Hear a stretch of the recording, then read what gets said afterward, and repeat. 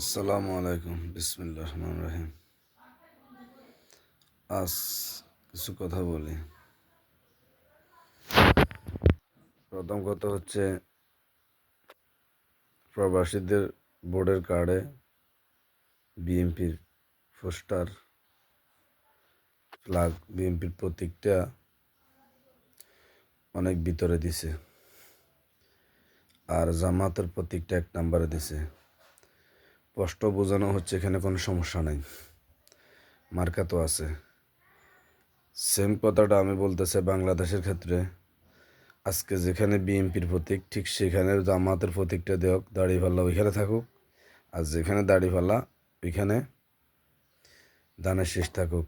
বাংলাদেশের নির্বাচনী পেপারের ভিতরে যদি এইভাবে না আসে, ঠিক প্রবাসীদের মতো যদি এইভাবে আসে, তো প্রত্যেকটা কেন্দ্রের ভিতরে একটা করে প্রিসাইডিং অফিসার থাকে। এদের সাউয়া ভেঙ্গে ফেলাবেন, তরি সাউয়া বাঙ্গিয়ে ফেলাবেন যে খানকির ফোলা গল তুই তোয়াই বাইর করে দে।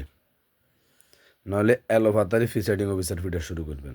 কোনো প্রিসাইডিং অফিসারকে কেন্দ্র থেকে শান্তিতে বাড়িতে দিবেন না, কারণ বুঝতে হবে আপনাকে নির্বাচন আগেই বেচা হয়ে গেছে, অর্থাৎ এই স্যাঙ্গের নির্বাচন হইলে কি না হইলে কি, মার্কা যদি ওইভাবে থাকে আগে ফিরিয়ে নেবেন। আর সাদেক কায়েম খানকির ফোলা একটা কথা কইছে, এই খানকির ফোলার উদ্দেশ্যে আমি একটা কথা বলি।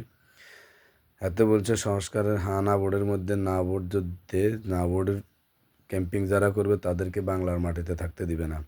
আমি প্রকাশ্যে বলতেছি, আমি না বোর্ডের পক্ষে আছি। হারলে তুই আমার সোনার বাল সিরিজ।